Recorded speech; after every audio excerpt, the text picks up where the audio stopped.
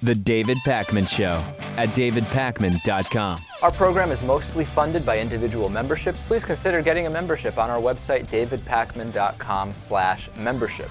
Well, we have now heard that there have been 2 lottery winners in the record Powerball jackpot, which was $579.9 million.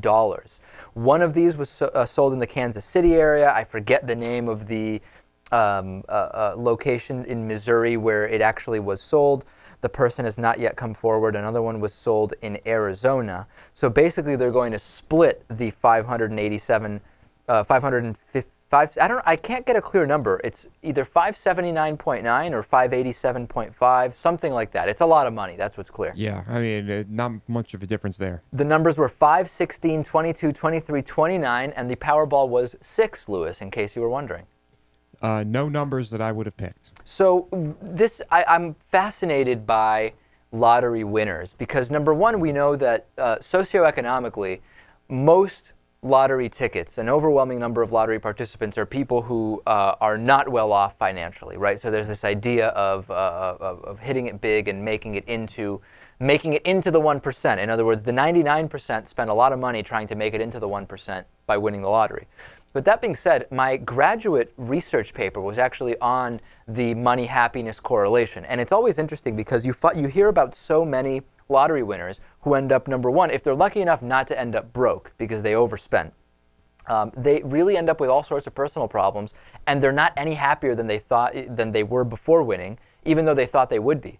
And in my research, now this is 4-year-old data at this point, we might have to adjust these numbers, but happiness correlated positively with income up until the point, and this is across all countries, where your buying power reached about $10,000 US 4 years ago, so in 2008.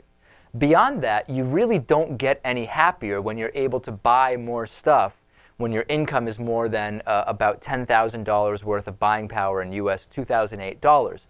Surprising numbers? Because that's pretty low. A little bit surprising. I think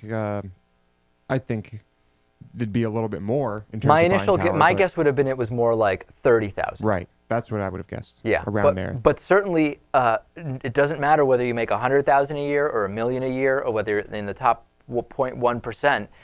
There does not seem to be any correlation between money and happiness that goes beyond basically subsistence level. Mm-hmm. There are also many examples which I found, which escape me now, of many countries with very low standards of living, where people are actually very, very happy, which really just furthers this idea that even though individually it seems counterproductive, when you think about it broadly, yeah, there's factors that go way beyond money that contribute to happiness. I'm sure there are exceptions.